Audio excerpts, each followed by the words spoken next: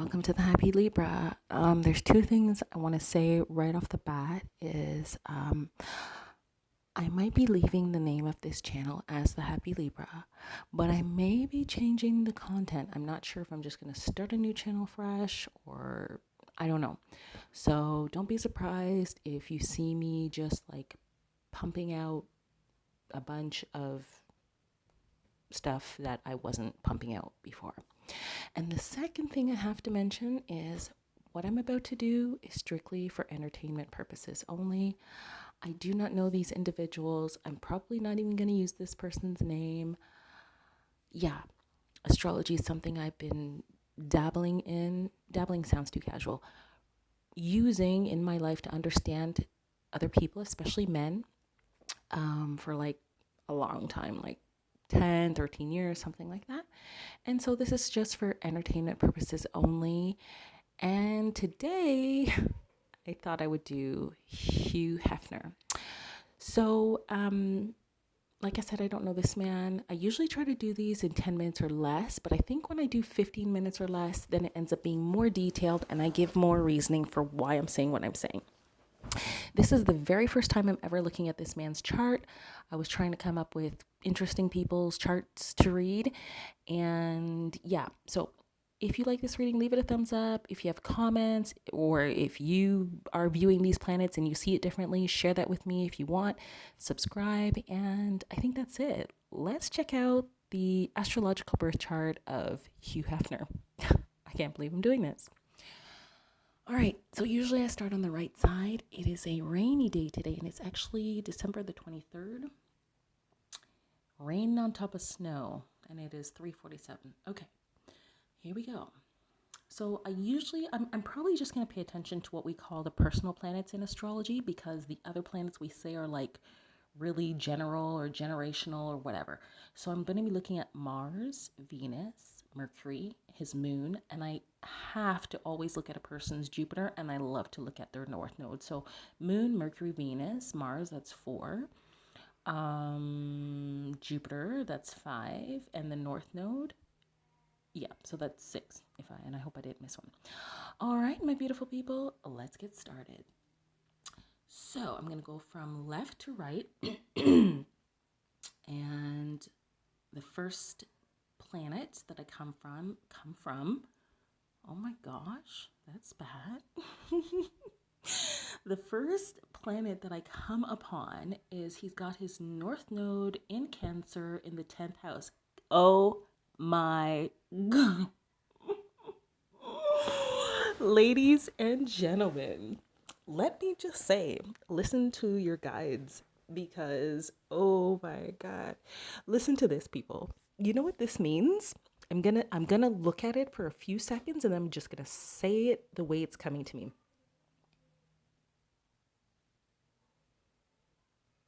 Okay, he's destined to have a career that focuses on women. I can't even speak now. Can you believe? Okay, so the North Node talks about your destiny. It's what you're here to accomplish in this life, okay? The 10th house talks about your career. Cancer is the zodiac sign of the mother, female, pregnancy, breasts, domesticity, living with women, pregnancy. I don't know if he had children. I don't know. Motherhood. It can also be like other things that don't make sense with this reading. But yeah, it's very much related to like the anatomy of a woman and pregnancy and feelings and being sensitive. So, and the home. So what I feel like is he wanted to create an environment where he felt very at home. And yes, this does apply to everybody. But for this person, it would have been different. So he needed, and this is going to sound so crazy. Please share this video if you like. He needed to have breasts and females, maybe even people who are pregnant and very feminine voices, everything that breaks down to female. He needed to have that in his home to feel comforted or to feel good or to feel home. So basically, it was almost like want to say his work became his home or his home became his work, but it's not coming to me properly. For him to feel at home in his work environment, he needed to have everything connected to female anatomy, and home. These two words are part of his North Node destiny. Hugh Hefner accomplished what he came to accomplish in this life, and I can't even believe this is all coming out of my mouth, but it's sitting in his this is just the greatest. It's sitting in his astrological chart, and now I will come down off of that high, which was so much fun. Now, if I really wanted to have some fun, I could go ahead and talk about the Pluto sitting there as well, okay? They do say that Pluto represents women. Although I didn't learn that in my astrological books, I have heard that on the internet. And it's kind of, yeah, it's like you could almost say he was being guided by female ancestors, to kind of create a legacy to assist women. And it's not like he didn't. He created a lot of jobs for a lot of women. Guys, just that part alone, like, thank you. That was so much fun. Thank you to whoever. All right, let's keep going. Okay, I didn't know that Hugh Hefner was an Aries. Hugh Hefner is an Aries, folks. And just in case you're wondering, I plan to do more of these today because, yeah, there's nothing to do, and I'm going to try to do some more charts. So he's got Sun in Aries in the 7th house. Okay. Yeah, that doesn't, well, actually, it does tell me something. So he's someone who probably wasn't aware that he thought of himself a lot. There's nothing wrong with that. However, it is sitting in the house of relationships. So he may not have been such a good partner, a good love partner. He was probably made a better lover, or uncle figure, something like that. But seeing that he has Sun in Aries in the 7th house, it probably means he thinks of himself more than he does his partner. Okay? A lot of people are like that anyway. Okay, so I'm still looking at the 7th house here, and now I'm looking at his Mercury. So he's got his Mercury in the 7th house in Aries too. Oh, so to me, that means he dominated conversations. Yep, that's what it means to me. And he probably talked a lot because air in fire just keeps going and going and going. So he was a talker. So all those I want to say soirees, all those soirees that he was having, he was dominating those soirees. He loved the attention, especially being an Aries, and he would talk your ear off if you got next to him. So it seems like he wasn't a boring guy. He was probably a lot of fun to be around. So Mercury in Aries, yeah, he would have been a fun guy to talk to at least and to hang out with. Okay, moving on. All right, so Hugh Hefner has his moon in Pisces in the 6th house. This is interesting.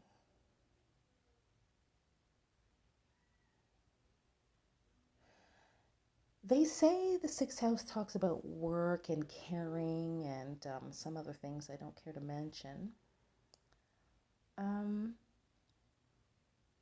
Yeah, caring for people. And like nurses, I believe, is covered by this house. So even though people probably think he was a perv or something, right? This is actually showing me he was a very caring person. And the fact that he had his moon in Pisces, where's the moon exalted? Moon is exalted in, is it Taurus? Could be Taurus.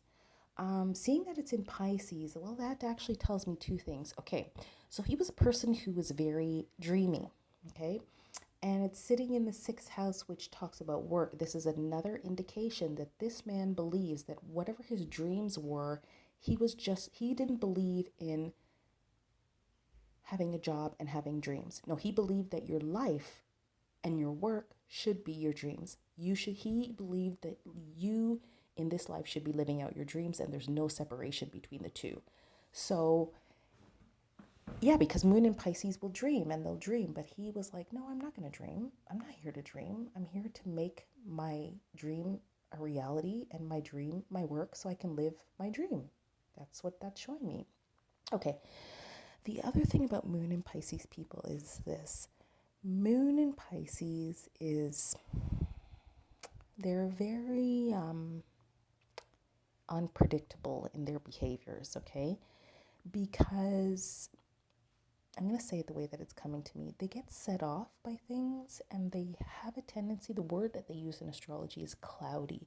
They can become cloudy. Things can seem cloudy. So I guess if he doesn't understand something, and then they become reactive because the moon is reactive. This, what I'm saying, is neither here nor there, but he did have his moon in Pisces, which would make him very sensitive. And in one way, that would be a positive, but in another way, that could also be not so positive if you knew him personally and would see this side of him often. Okay, let me move on. So Venus in Pisces, okay, I'm quite sure that Venus is exalted in Pisces. So that's very interesting. I don't know if he was an artist, but this placement can really make a person be some type of artist, whether it be music. Usually I think it would be like actual art, like actual like drawing or painting. A lot of artists will have Venus in Pisces, because again, Pisces is the dreamer sign, and Venus is artistic, and Venus is creative. So I don't know. I don't know if he was a painter or something like that. Okay, guys. Oh, 2 more to go. So, ooh, look at this. Okay, guys, here's where the reading gets very, very interesting. And I don't know if anybody's listening to me, but I guess I shouldn't care because it's not like I'm talking about someone like, I don't know. Okay, so he has Jupiter in Aquarius. And I like to talk about Jupiter because they say Jupiter is the person's outlook on life. So basically, it's their philosophy. It's like their religion, even if they're not religious. It's their biggest, boldest beliefs. And Hugh Hefner has his biggest, boldest beliefs that, check this out. Well, okay, first let me talk about the sign and the house. So he has Jupiter in Aquarius in the 5th house. And what this is telling me straight off the bat is so many things, guys. Like, check this out. I am about to break this down. The 5th house talks about, well, it's even steamier than I thought, and even like more amazing than I thought. The 5th house to me is a house of royalty. So you're a king, you're a queen. It's also about money. It's also about dating. It's also about love affairs. It's also about like tactile romantic love. So like dating and like touching and like all that stuff, okay? So I just mentioned and hardcore partying. So I just mentioned a few key things there, okay? Let's examine the fact now that we're talking about Jupiter in Aquarius. What does this do? Well, I'm getting out of breath here. Aquarius is a sign of everybody. It's also a sign of groups, which makes me think when you combine it with Leo, it's group parties. But you're not just throwing a group party. No. You're throwing a party. If you have Jupiter in Aquarius in the 5th house, you're throwing a party to socialize with people and to get acknowledgement that you are the king, that you are the queen, that it's like you need that feeling of, it's not respect, it's not ego. You just need to experience being the king. Yeah. That's the best way I could put it. So Mars being in the 5th house in Aquarius. So again, 5th house, love, dating, being a queen, king, money, love, romance. Okay. And Mars being there. And Mars being in Aquarius. And again, Aquarius is people, groups, everybody. It also represents the world, the internet, World Wide Web. So this is very interesting. The fact that he had 2 planets in his 5th house, both in Aquarius, which tells me that this man was meant to be world renowned on a scale higher than most people. And he was, and I believe he still is, because think about it this way. How many people around the world know Playboy? like, I don't think you could go to somebody and ask them and them not know, right? So many people know about Playboy. So he was world renowned. He was world renowned on a level that is probably bigger than the average person.